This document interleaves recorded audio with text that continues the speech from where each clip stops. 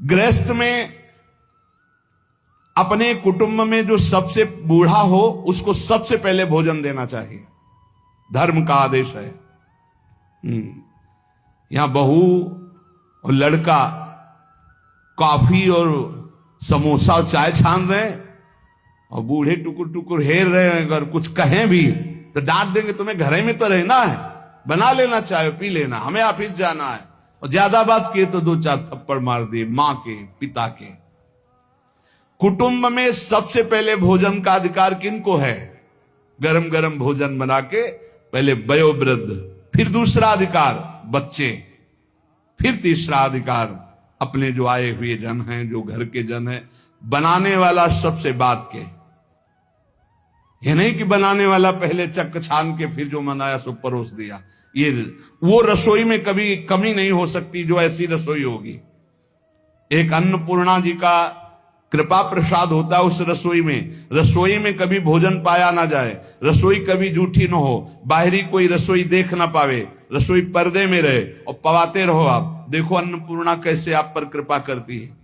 लेकिन यहां तो ऐसे दलित दुराए की हद है, हद है। वो उतार के रखा, धुआं निकला, मुंह में डाल के खा रहे हैं, वही खा रहे हैं, परोसा। ना भगवान से मतलब, ना भगत से मतलब है, ना बूढ़ों से मतलब है, ना।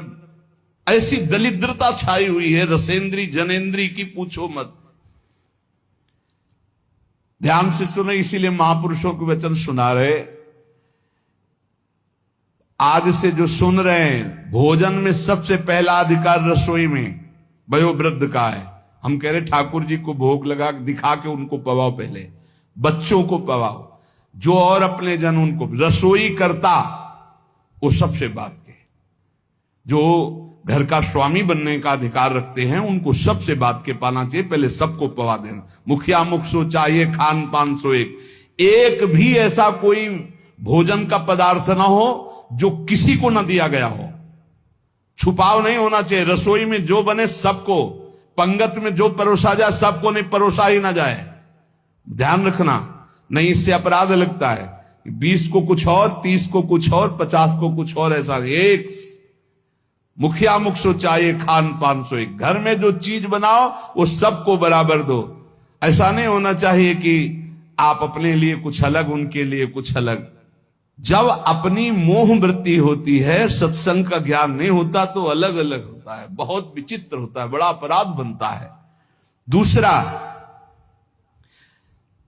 अपने संबंध में जो संकट में पड़ा हो तो बिना बुलाए अपने आप जाकर उसका सहयोग करना।